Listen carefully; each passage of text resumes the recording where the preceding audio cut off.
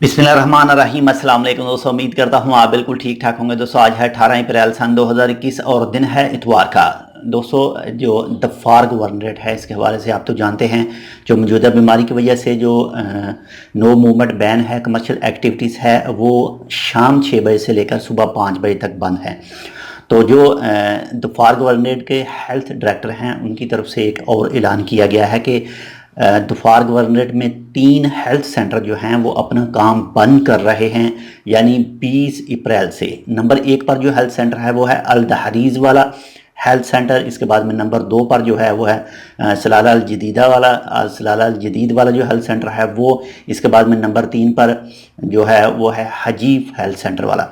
ये तीनों health centre जो हैं अपना काम बंद कर रहे हैं आर्जी तौर पर, यानी मौजूदा केसों की वजह से जो केस ज़्यादा निकल रहे हैं। और जो सुल्तान कबूस हॉस्पिटल है, इसमें इंतहाई निगहदाश्त हालत में भी इजाफा है और दूसरे केसों की तादाद भी बढ़ रही है।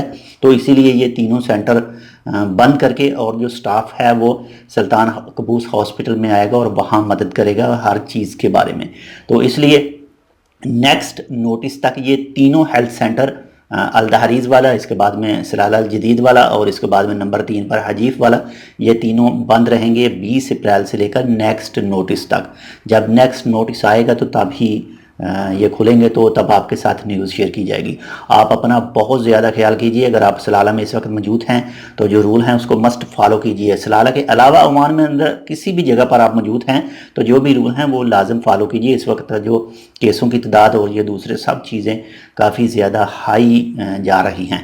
तो अल्लाह ताला हम सबको माफ़ करे और अल्लाह ताला से दुआ यही करें कि ये बीमारी जल्द से जल्द ख़त्म हो जाए और हमारी जो ज़िंदगी की रूटीन है वो वापस आ सके। तो आप अपना बहुत ज़्यादा ख्याल कीजिएगा। अगर आपने अभी तक हमारे ये channel tech with Urdu blog subscribe नहीं किया तो आप इसको सब्सक्राइब कर सकते हैं।